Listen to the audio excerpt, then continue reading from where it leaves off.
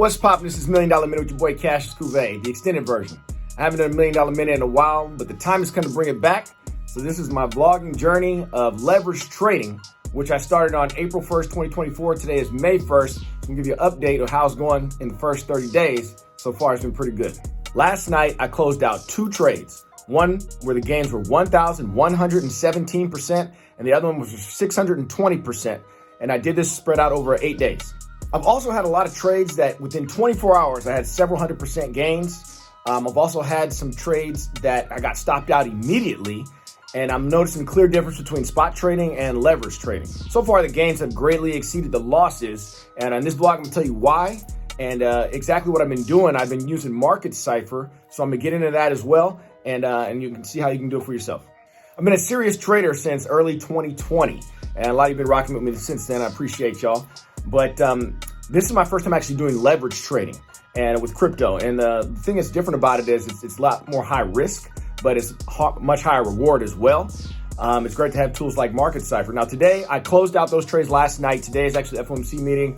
Chairman Powell, Jerome Powell, is the chairman of the Fed. He's speaking today, and it's usually a really volatile day, which it actually turned out to be like that. So it's kind of good that I closed out those trades and not any trades right now. But basically, this is a good day to take some time off, record the vlog. I'm 1 month into it, and let me tell you what to look out for, what did work for me and what didn't work for me, and how maybe you can get some of those gains yourself. With leverage trading, you gotta be accurate. I'm regularly using 50x leverage, and when you're wrong, you're gonna get stopped out pretty much immediately. It can happen like this. So I wouldn't recommend it for anybody that's new. But when it's time to get started, this is what you do. So what I did is first I started out with 3x and to 6x, just to kind of see what difference it make, small amounts of money, and then even move up to 10x versus 20x. And one of the first things I found was that it's more than twice as hard. It moves so fast that it seems like, whoa, you can basically see, they tell you the amount that you'll get liquidated at, but it can get there really fast. Another key point is that it depends on what asset you're trading. I was trading Bitcoin, but then also meme coins. I was shorting them mostly. And the volatility is so much different that it feels like if you're doing 50x on Bitcoin, it's like 25x on Pepe, for example, which is a meme coin. Now, you guys know I've been in the trading game for so long. I know a lot of crypto influencers and things like that. But I got to tell you, since I've been using Market Cipher, I don't really have to go by what anybody else says. I don't need to listen to anybody's price predictions. You know, if you've been in crypto and investing, people constantly give price predictions. You on CNBC, YouTube, Twitter, everywhere you look, somebody's giving you a price prediction. Me personally, you probably noticed I don't really usually ever give price predictions, and there's a good reason for it. It's because you can't really predict price. It's more about timing. Now that I have Market Cipher, you can see momentum waves and other indicators that basically, I don't see how anybody can know this until you're about to get there. What it really feels like is that even if you pick the price, it may be coming up on that price, but it just might blow right through it if there's a strong momentum, or it might turn back around. You don't really know. Price is not usually my prediction. I actually pay close attention watching the screen, and then you can see it when it gets there. Now, right off the top, I gotta say, Market Cipher's blue momentum waves are legit. I have been watching it so closely all month. I have never seen a circumstance where all of the momentum waves, meaning at the different time frames, were going in one direction and the price went in the opposite direction. So they are accurate. That is the first key observation I've noticed, which is very important, which is key.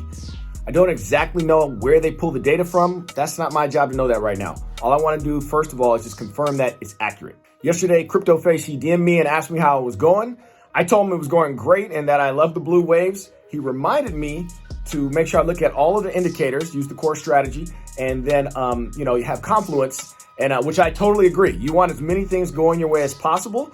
For the purposes of this video, I'm kind of just tracking my journey. It's been 30 days. So I'm kind of just telling you what I'm starting off at. My main focus so far, though, has been on the blue momentum waves. And, what I'm doing, by the way, so I'm looking at, let me tell you the time frames I'm looking at.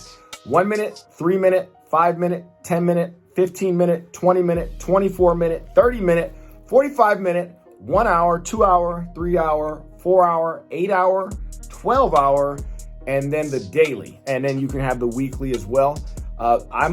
Believe it or not, I look at all of them. A lot of people have different strategies, different ways of going about it.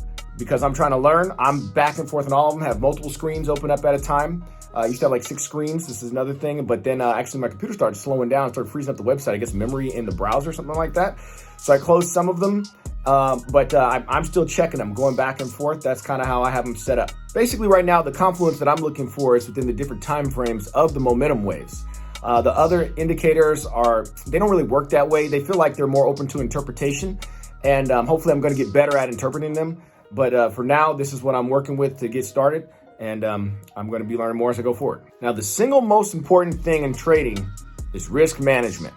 That's how I look at it, at least. This could be any kind of trading, especially leverage trading as well, just because it's such high risk. Now, by risk management, usually what that means is you have a stop loss set. So when you enter a trade, you know what's the most amount of money you plan on losing. Generally speaking, a lot of folks say 1% of your entire bankroll.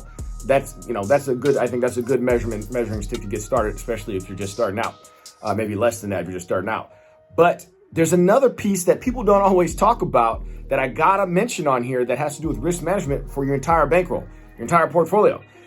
Especially in crypto, because we have so many exchanges and some are overseas or whatever the case may be, crypto has a way of, you kind of have everything at risk. So for me, part of risk management, I should say, is to diversify in where you keep your funds. You don't have to keep 100% of your bankroll on the exchange, even though you're only risking 1%.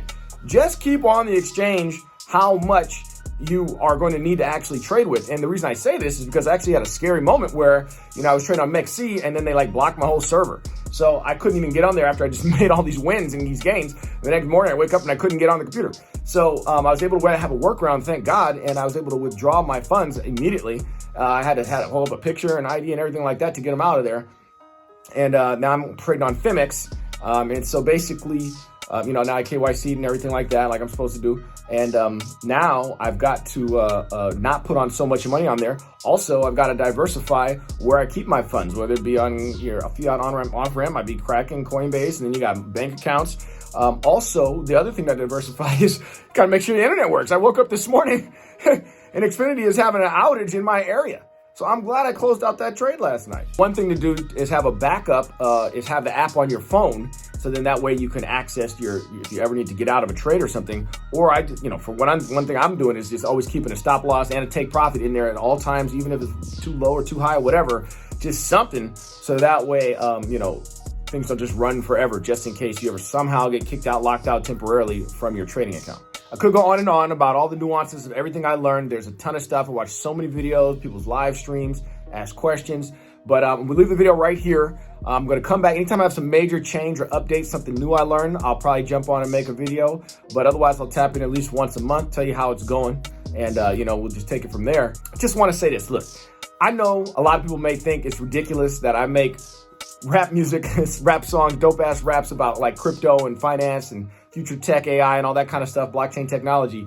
But when it comes to this trading, I'm really about this business right here. This is serious business. This is action right here. I'm not playing a game.